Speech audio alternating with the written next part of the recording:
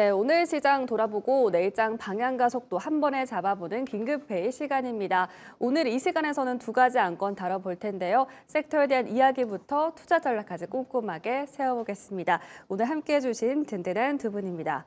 홍은기 SK증권 강남금융센터 차장, 공대원 DW 투자클럽 대표 함께합니다. 두 분 안녕하십니까? 안녕하십니까. 반갑습니다. 네, 오늘 방송 처음 함께하게 됐는데 잘 부탁드리도록 예, 하겠습니다. 잘 부탁드리겠습니다. 오늘 시장도 정말 어려웠습니다. 어제 검은 화요일이었는데 오늘도 검은 수요일이었습니다. 투자자분들 걱정 참 많으실 것 같은데요. 그래서 오늘 특별하게 긴급 진단 준비해봤습니다. 첫 번째 안건부터 바로 만나보시죠. 네, 오늘의 안건입니다. 시장 급락의 매력 높아졌다. 반도체주 전망은이라고 올라왔는데요. 네, 반도체 투톱이 어제 이어서 오늘도 급락을 이어갔습니다. 삼성전자는 18만 원 선을 내줬고 SK하이닉스는 90만 원 아래로 밀려났는데요.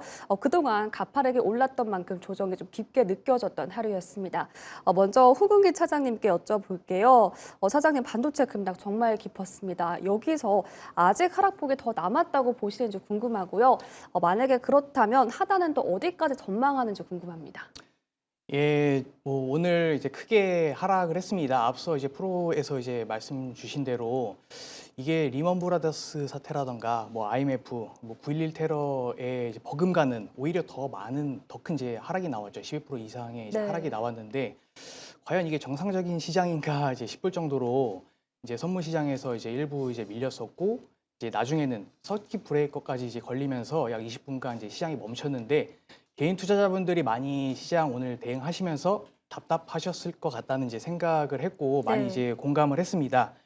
사실 이제 간밤에 마이크론이 이제 7% 이상대 이제 빠지면서 오늘 이제 국내장에 어느 정도 이제 SK 하이닉스라던가 삼성전자의 그런 이제 흐름들이 조금 이제 같이 이어지겠다라고 이제 생각은 했었었는데 오히려 이런 반도체 대표적인 그 주식뿐만 아니라 전체적인 섹터들이 무너지면서 이게 그 국내에 전쟁이 난 건가라고 이제 싶을 정도로 이제 크게 이제 무너진 이제 하루였고요. 네. 이런 흐름들이 과연 앞으로도 지속될까? 사실 이제 시장에서는 이제 그런 흐름들보다는 오히려 이제 매크로적인 흐름이었다. 이제 호르무즈 해협이 막히게 되면은 사실 이제 원유 쪽에 대한 이제 이슈가 생기게 되고 결국 이제 국내 시장 산업 자체들이 결국에 이제 원유 쪽과 긴밀하게 연관된 제조업 산업의 중심이기 때문에 오히려 이제 반도체라던가 그 외 다양한 섹터들이 다른 이제 타 국가 대비해서 조금 더 충격이 더 오지 않을까라는 이제 그런 부분들 그리고 최근에 이제 2월 초부터 최근 흐름까지 대략 이제 러프하게 한 1,500포인트 정도가 이제 한 달 새에 올랐더라고요. 네. 이런 부분들이 사실 이제 100% 현금으로만 오른 게 아니라 신용도 물론 이제 들어갔을 것이고 중간중간 이제 미수도 들어갔고 CFD 자금들까지 같이 이제 들어가게 된 건데 금일이 이제 선물 쪽이 밀리게 되면서 이제 현물 쪽에 대한 이제 이런 부분들이 다 같이 매물이 좀 쏟아진 게 아닌가. 그래서 이제 시장 자체가 12% 이상 이제 급락세가 나온 게 아닌가 이렇게 보고 있는데 이런 부분들은 이제 앞서 말씀드린 대로 세계적인 이제 매크로 이슈이기 때문에 기업에 대한 펀더먼털이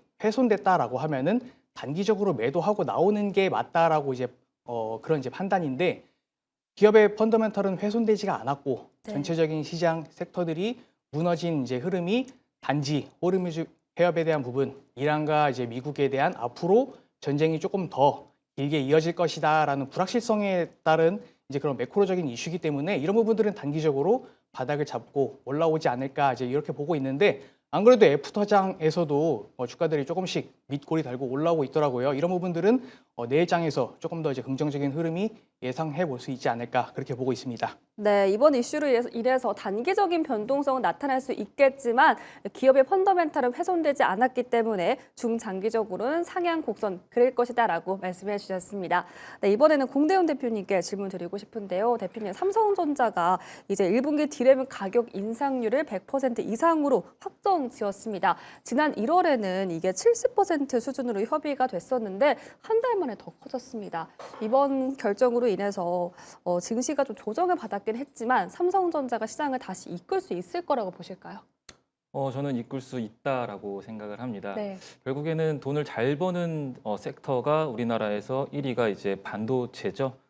지난 2월 달도 지금 9개월 연속 사상 최고치를 670달러 정도를 기록하면서 사상 최고치를 기록하고 있는 섹터가 바로 반도체라고 생각을 하고 있고, 그리고 AI 시대에 맞게끔 AI에는 일반 서버보다 D램의 수요가 많이 지금 필요로 하고 있거든요.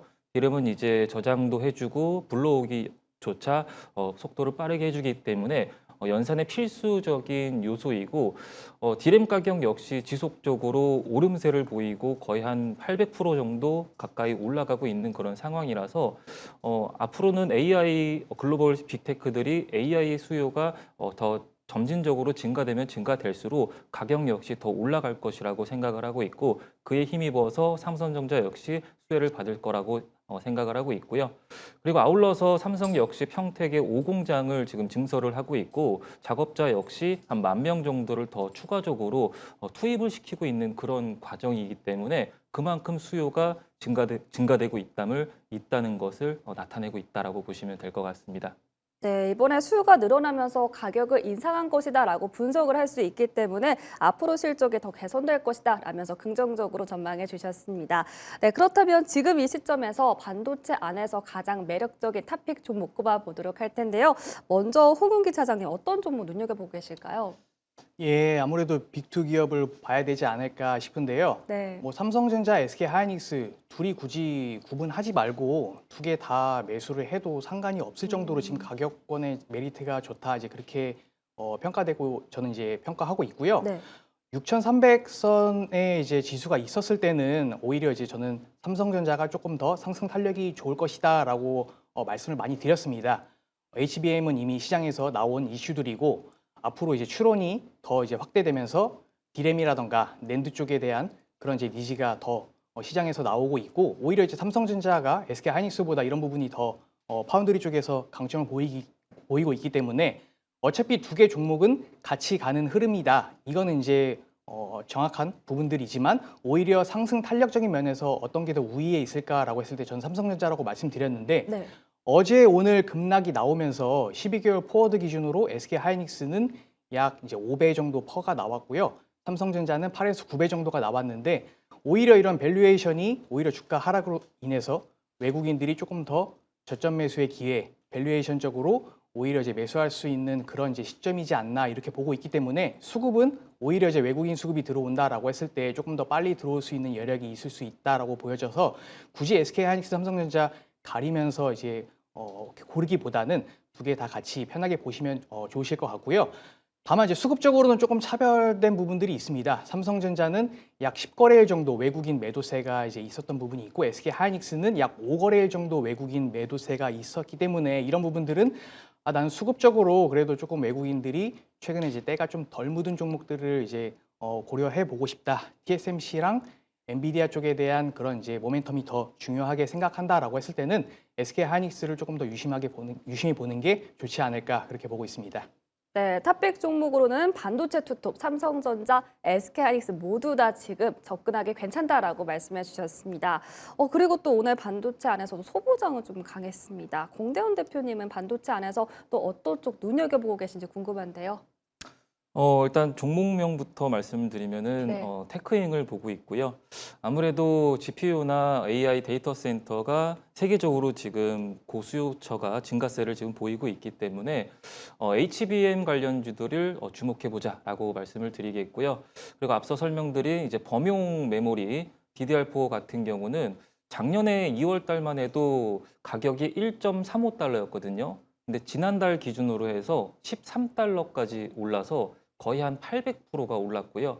그리고 DDR4 같은 경우는 거의 한 3달러 정도에서 지난달 기준으로 한 30달러까지 올라서 거의 뭐 10배 정도가 넘는 수치를 지금 기록하고 있어서요. 네. 지수가 상승하게 된다면은 반도체 관련주, HBM 관련주들을 좀 주목해 보시는 게 좋겠다라고 생각을 하고 있고, 이 테크인 같은 경우는 메모리 3사 모두 삼성전자라든지 혹은 SK하이닉스, 마이크론에게 모두 공급 계약을 해고하고 있는 기업으로서 가장 수요가 증가되지 않을까라고 예상하고 있고, 아울러서 이제 재무제표도 보면요.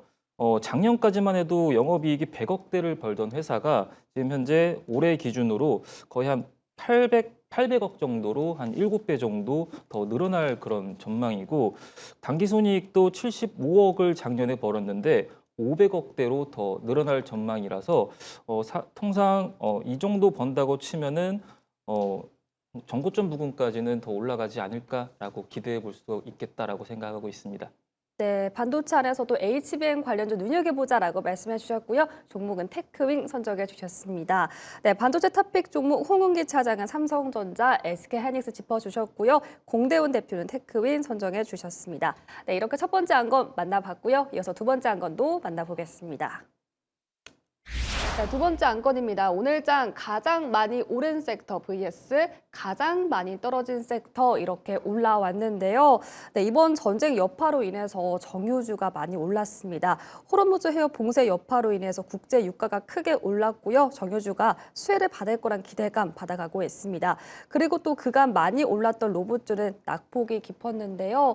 네, 오늘 장 마감 기준으로 살펴보면 파란불 좀 가득한 모습 확인할 수가 있습니다. 오늘 이에 대한 투자 전략 세워보도록 할 텐데요. 먼저 정유주 이야기 먼저 나눠보겠습니다. 홍은기 차장님, 이번 사태로 인해서 국제 유가가 급등했습니다. 당분간 이 흐름이 쭉 이어질 거라고 보실까요? 예, 저는 앞으로도 이렇게 이어질 거로 이제 보고 있고요. 네. 시장에서는 뭐 이제 WTI 같은 경우는 뭐 80, 90 그리고 조금 더 이제 호르무즈 해협이 봉쇄가 좀 더 이렇게 철저하게 진행될 것이다. 이란이 조금 더 이제 강경하게 진행할 것이다라고 하면은 오히려 이제 100불 이상 배럴당 100에서 150불로 전망을 하고 있더라고요. 근데 어느 정도 저도 의견은 일치하는 부분들이고요. 네. 이란 이제 수뇌부가 이제 교체가 되면서 이게 구조적으로 이제 조금 쉽게 풀리지는 않을 것 같다라는 이제 생각을 하고 있습니다. 이란 쪽에 이제 그 차기 이제 그 아들이라고 하는데 이 아들 같은 경우는 이제 강경파라고 이제 그렇게 이제 불려지고 있고 이런 부분들이 오히려 현재 가지고 있는 그런 내부적으로 오히려 이제 미국 쪽과 같이 원활하게 풀어가기보다는 조금 더 못해도 뭐 되게 중장기적으로는 어떻게 풀이가 될 수 있을지는 모르겠으나 단기적으로는 계속 호르무즈 해협이라던가 이런 압박이 계속 이어지지 않을까 이제 이렇게 보고 있고요. 물론 이제 사우디 쪽에 대한 이제 미군 시설에 대한 타격 이제 이런 부분들은 아직 이루어지지 않고 있습니다. 그만큼 이란 쪽에서도 직접적인 타격이라던가 강경화보다는 조금 이제 원유 그런 물동량을 늦추면서 오히려 이제 트럼프 쪽에서는 지금 앞으로 다가올 지방선거 이슈가 있고 빠르게 전쟁을 종식시켜야만 지지율도 올라갈 수 있는 그런 모멘텀이 있기 때문에 오히려 이런 부분들을 약점으로 잡고 이란 쪽에서도 조금 이제 놔주지 않을 가능성이 있지 않을까 저는 이제 그렇게 보고 있어서 결국에 트럼프도 빨리 이 부분을 해소해야지 어느 정도 이제 본인의 입지를 갖출 수 있다라고 이제 보고 있는데 네. 사실 이건 제가 이제 오늘 이제 든 이제 뇌피셜이긴 하나 네. 이제 그 중국의 양회가 이제 곧 열릴 예정이고 다음 주에 이제 끝날 예정인데 중국에서는 이제 5% 이상의 성장률을 이제 목표로 두고 있고 하지만 이제 최근에 이제 그 원유에 대한 부분들이 제대로 공급되지 않을 것이다라는 이제 그런 부분들로 인해서 내수가 조금 더 이제 불확실성이 대두되고 있고 이런 부분들은 결국 중국 쪽에서 오히려 나서서 이란 쪽과 조금 더 중재할 수 있는 역할로 좀 이제 그 매개체가 되지 않을까 이제 그렇게 보고 있고요.